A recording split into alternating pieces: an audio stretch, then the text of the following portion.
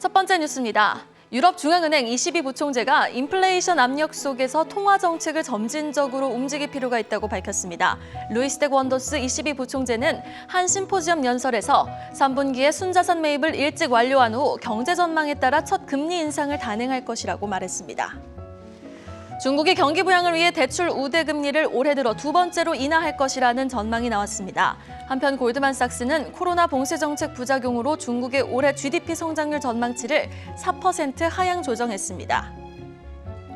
파묘 수출을 전면 중단했던 인도네시아가 다음 주부터 수출 금지령을 해제합니다. 앞서 인도네시아 정부는 자국 내 식용유 부족 사태를 해결하겠다며 지난달 28일부터 파묘 수출을 금지한 바 있습니다.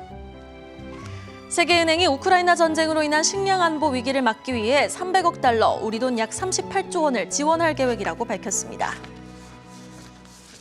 자, 오늘은 중국으로 먼저 가보겠습니다. 이 중국 내 자본 유출은 계속되고 있는 상황에서요. 골드만삭스는 중국 경기 성장률 전망을 하향 조정했고 중국은 경기 부양에 좀 나설 것이라는 전망인데 인민은행 오늘 또 LPR을 발표하죠. 네. 자, 지금 중국이 경기 부양을 위해서 사실상 기준금리인 대출 우대금리 LPR을 두 번째로 인하할 것이다라는 예측이 나오고 있습니다.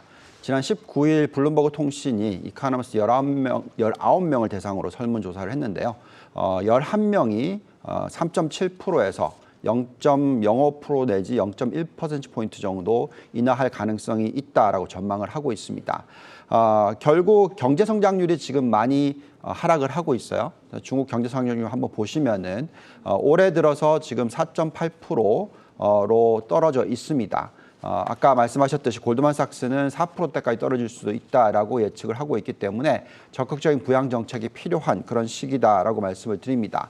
자, 이런 가운데서 인민은행에 따르면 지난 4월 달에 신규 대출 금액이 발표가 됐었는데 6,454억 위안, 그러니까 우리나라 돈으로 823조 원 정도 되는데요. 이 숫자가 전달 대비해서 79.4%나 급락을 했다라는 겁니다. 이렇게 대출 증가율이 떨어지게 되면 그만큼 경제 성장률이 떨어질 수밖에 없는 환경이다라고 말씀을 드릴 수가 있겠습니다. 자, 그렇기 때문에 지금 현재 시점에서 이렇게 금리를 낮춰서라도 전체적인 경기 부양책이 필요하다라고 얘기를 하고 있는 상황입니다. 자, 그렇다면 증시는 어떤 모습을 보이고 있을까요? 지금 상해종합지수의 차트를 한번 보시면은 계속 박스권에 유지가 되고 있다가 지금 한 단계, 두 단계, 세 단계 떨어졌습니다. 자, 여기서 지금 반등을 하고 있는 모습이고요. 근데 이제 반등 추세로 변한 건 맞는 것 같은데 결국 경제 성장률이 이렇게 떨어지다 보니까 올라가는데 힘이 붙입니다. 그래서 결국은 업종 선별, 우리가 계속 얘기하고 있는 알파 전략, 이것이 미국 증시뿐만이 아니라 중국 증시에도 필요한 것이죠. 그만큼 에너지의 힘이 강한 쪽에 대해서 투자를 해야 되는 것이고 에너지의 힘이 강하다라는 것은 그만큼 경기 부양 정책이 많이 쓰여지고 있는 업종이 돼야 됩니다. 그렇기 때문에 최근에 보시면은 이렇게 반등을 하는 가운데서 업종들 중에서 두드러지게 상승폭을 보여주는 업종들이 있습니다. 그게 바로 중국이 경쟁력을 가지고 있는 산업들이거든요. 대부분이 신재생 에너지, 전기차 쪽이라고 보시면 될 것 같습니다.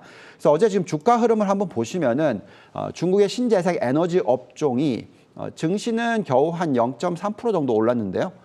이런 종목들 보시면은 복사특용 용재로 정호태양과기, 양광전력, 중환반도체, 다촌유에너지, 정과이력과기, 용기실리콘자재, 통이, 보리협업 다 보시면은 최소한 3%고요. 많이 오른 건 10%나 오르는 모양새입니다. 결국은 이런 업종들이 대장주로 될 것 같습니다. 또한 우리가 지금 보고 있는 전기차 쪽도 물론 당연히 중국 이 경쟁력이 테슬라보다는 못하지만 그래도 어느 정도 경쟁력이 있다라고 지금 확인이 되고 있습니다. 그래서 중국 투자를 하는 데 있어서는요. 중국 시장, 내수 시장이 전체 글로벌 시장의 50% 이상인 업종, 그게 바로 신재생 에너지와 전기차이고요. 여기에 높은 비중을 가져가는 것이 중요하다고 말씀을 드리고 있고 중국 투자는 글로벌 포트폴리오의 약 10에서 20% 정도 투자하는 게 중요하다 말씀드리고 있습니다.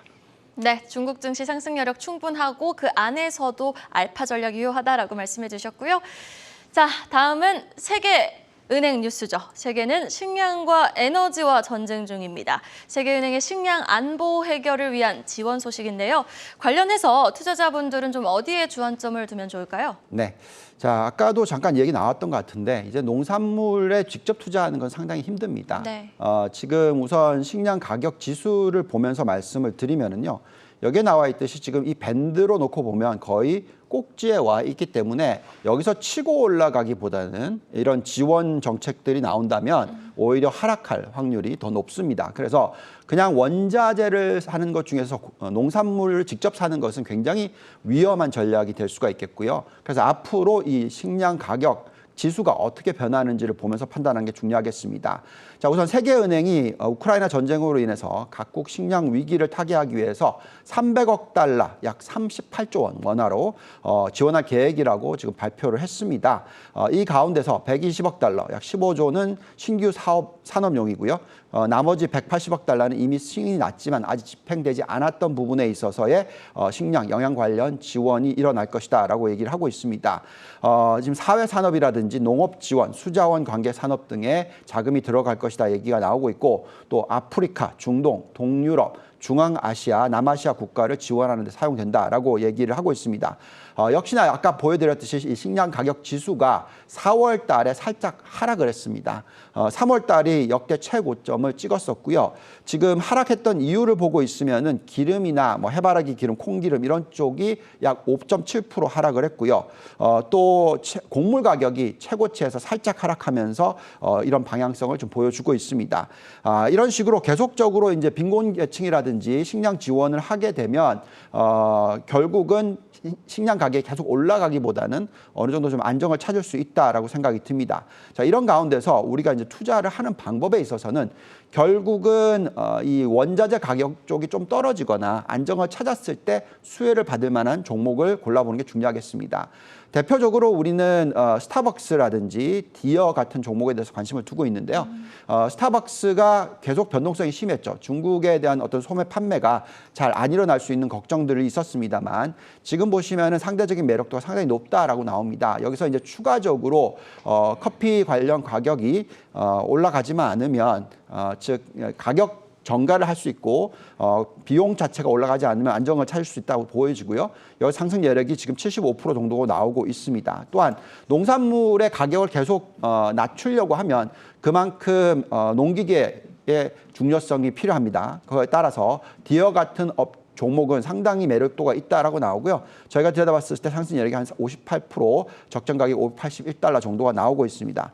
자, 큰 그림으로서는 농산물 가격이 향후 안정을 찾아갈 것이다라는 쪽에 오히려 시장 방향성을 두시고 결국 인플레이션 자체도 농산물 쪽에서는 점차적으로 안정을 찾아갈 수 있을 가능성에 대한 기대치를 조금씩 늘려보는 것이 좋지 않나 이런 생각을 해봅니다.